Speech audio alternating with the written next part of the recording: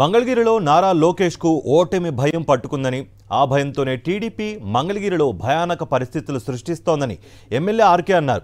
లోకేష్ ఈసారి కూడా ఓడిపోవడం ఖాయమని, బీసీలంతా సీఎం జగన్ వెంటే ఉన్నారని వైఎస్ఆర్సీపీ అభ్యర్థి లావణ్య అన్నారు. వైఎస్ఆర్సీపీకి చెందిన ఆటోను ధ్వంసం చేసి ఫ్లెక్సీలు చించేశారని, ఓటమి భయంతోనే టీడీపీ ఇలాంటి చర్యలకు పాల్పడుతోందన్నారు లావణ్య. ఇద్దరూ కలిసి మంగళగిరిలో ప్రచారం నిర్వహించారు. లోకేష్ గారికి తెలుగుదేశం అభ్యర్థిగా పోటీ చేస్తున్నటువంటి నారా లోకేష్ గారికి మంగళగిరిలో అప్పుడే ఓటమి భయం పట్టుకుందనేది నిన్న మంగళగిరి తాడేపల్లి కార్పొరేషన్ పరిధిలో బ్రహ్మానందపురంలో ఏరియాలో మా వైఎస్ఆర్ కాంగ్రెస్ పార్టీకి సంబంధించినటువంటి ప్రచార రథం వెళ్తున్నప్పుడు జరిగినటువంటి సంఘటన ఆధారంగా నేను ఖచ్చితంగా చెప్పగలుగుతాను.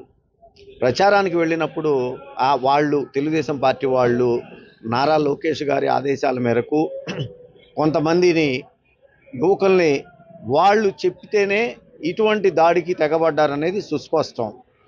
ఆటో మీద ఉన్నటువంటి ఫ్లెక్సీలు దించడము, ఆటో డ్రైవర్ని విచక్షణారహితంగా కొట్టడం జరిగింది. దాని మీద పోలీస్ స్టేషన్లో కంప్లైంట్ కూడా చేయడం జరిగింది, ఎఫ్ఐఆర్ అయ్యింది.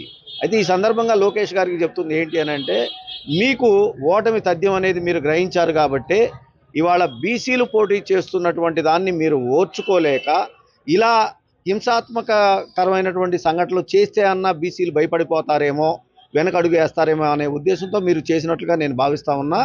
ఆటో డ్రైవర్ని కొట్టి ఫ్లెక్సీ చింపేశారు వైసీపీ కార్యకర్తలది. మరి టీడీపీ వాళ్ళు ఇలా చేయటం ఏమాత్రం పద్ధతి కాదు.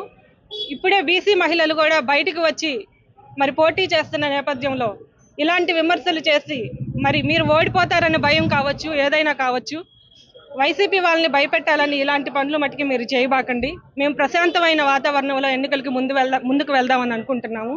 అందరూ అదే విధంగా వెళ్తే బాగుంటుంది.